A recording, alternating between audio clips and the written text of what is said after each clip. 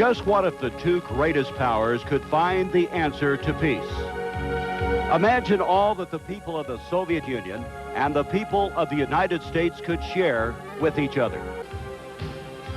Today in Milwaukee, Wisconsin, a unique basketball event, as for the first time, a national team from the Soviet Union has made the long trip here to take on the Milwaukee Bucks of the National Basketball Association in the McDonald's Basketball Open.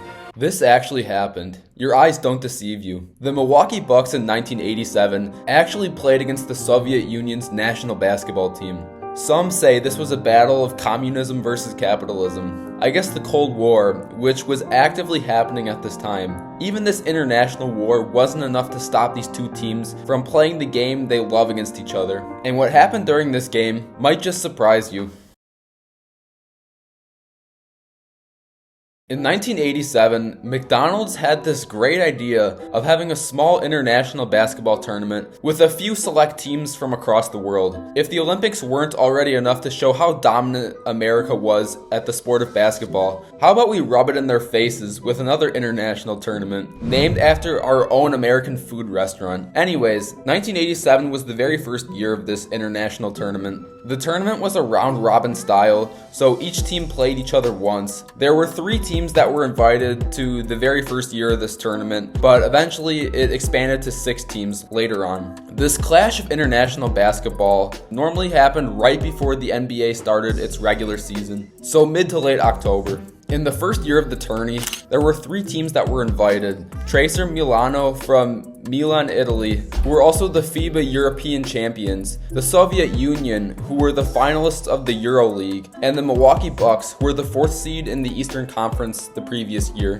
The Milwaukee Bucks at the time were a semi-contending championship team, consistently making it to around the conference semifinals and conference finals. They were still a good team, don't get me wrong, but there were definitely better teams from the NBA that could have been selected. In terms of the players, the Bucks were missing Hall of Famers like two-way guard Sidney Moncrief, guard Craig Hodges, and forward Ricky Pierce. The team was mainly led by their 2-time All-Star Terry Cummings, All-Star and All-Defensive Select Paul Pressey, and 7-time All-Star big man Jack Sikma. Definitely no scrubs. The Soviet Union had a star player named Sarunas Marchluanis, who would later go on to be the first Russian player to be drafted into the NBA. Unfortunately for the USSR, future NBA star Arvydas Sabonis, who was a member of the Soviet Union's team, was injured at the time. Tracer Milano had former NBA star big man Bob McAdoo, who recently just retired from 14 years in the NBA to play in Italy. And they also had NBA coach Mike D'Antoni, who was a player at the time. All 3 teams had talented players and a track record of winning, so all 3 games were expected to be close contests. All of the games were held in the Mecca Arena in Milwaukee, the Bucks' old home stadium. The first of the 3 games was played on October 23rd, 1987, where Tracer Milano and the Bucks battled. And this game was a blowout at first, where the Bucks got out to a 56-26 lead. But the Bucks got complacent and eventually Tracer Milano cut the lead down to 107-97 with 6 minutes and 7 seconds left. But the Bucks finished strong with a 123-111 win. The following day on October 24th, Tracer Milano and the Soviet Union faced off. And once again, Italy fell behind, losing 49-74 in the early third quarter. And once again, they cut the lead down to 88-79, only trailing by 9 points. But the Soviets came through with the 135-108 win. And the next day was the final matchup of the tournament, the Milwaukee Bucks versus the Soviet Union. And the Russians laid a complete goose egg this game. The USSR shot an abysmal 3 for 25 from three-point range that game. Even their best player, Marchluanis, only shot 4 for 15 from the field. The Milwaukee Bucks were just too much for the Soviet Union, winning 127-100. And it was even reported that the Russian players went to a music store during the trip to buy music tapes that weren't available in Russia.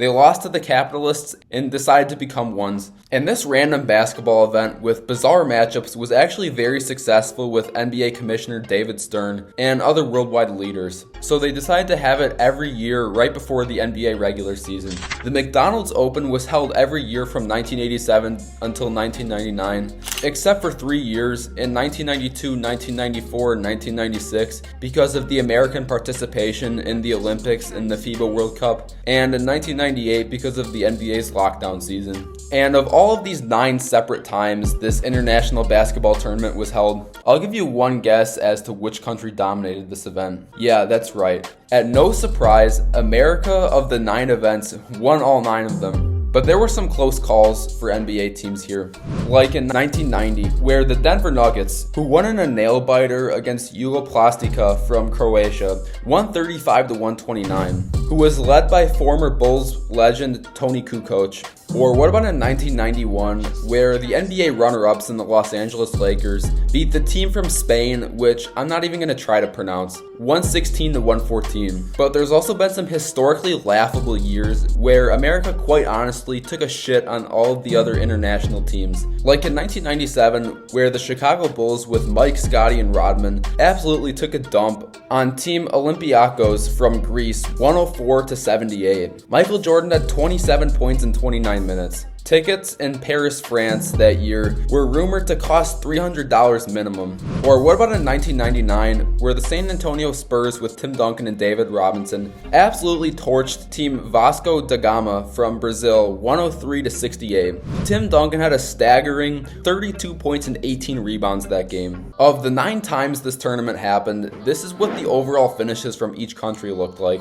America clearly sitting on top here with 9 of 9 champions. Fun fact, they also went 16-0 in the history of the tournament. The second place country was Italy with 2 runner-ups, 2 third places, and 3 fourth places. Spain was third with 2 runner-ups, 2 third places, and 2 fourth places. And every other country, well, I guess they tried.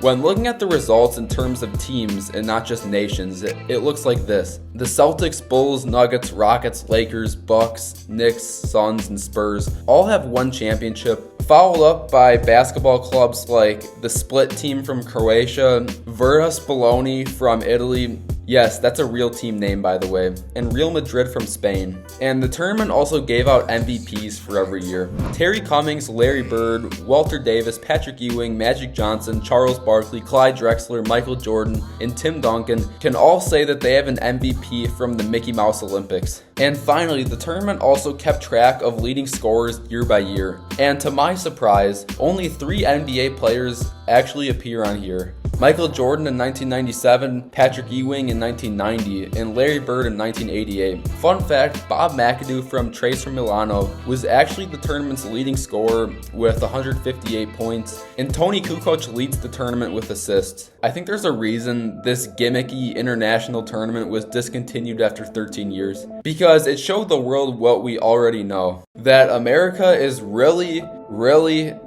good at the sport of basketball, and no other team from any other country really has a chance.